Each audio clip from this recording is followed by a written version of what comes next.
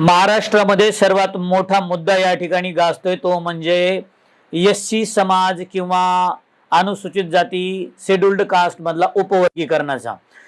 या समाजामध्ये आता खूप मोठ्या प्रमाणामध्ये वादंग पेटलंय पूर्ण महाराष्ट्रामध्ये।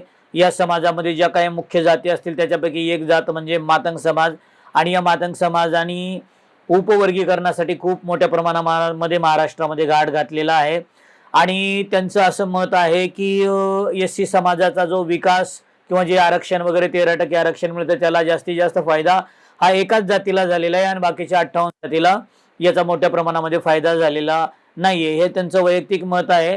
पण या दोन्हीच्या तुलनेमध्ये आपण जर बघितलं तर महार समाज किंवा नवबौद्ध किंवा आपण त्याला बौद्ध म्हणतो त्यांच्या तुलनेमध्ये मातंग समाजाचा विकास झालेला आहे का, तर निश्चितच याचं उत्तर जर पाहिलं आपण तर निश्चितच मातंग समाजाचा तेवढा विकास झालेला नाहीये हे आपण मान्य करू शकतो। पण त्याच्या पाठीमागलं कारण हेच नाही होऊ शकत की यांचं आरक्षण म्हणजे मातंगाचं आरक्षण हे महार समाजानं खाल्लेलं आहे। परंतु महार समाजाचं जर बघितलं असेल तर महार समाजाचा बी पूर्ण समाजाचा समान विकास व्हायला पाहिजे होता। जर तशा पद्धतीचं यांचं जर मत असतं तर महार समाजामध्ये सुद्धा पूर्ण समाजाचा आपल्याला संतुलित विकास किंवा इक्वल डेव्हलपमेंट झालेली दिसून येत नाही।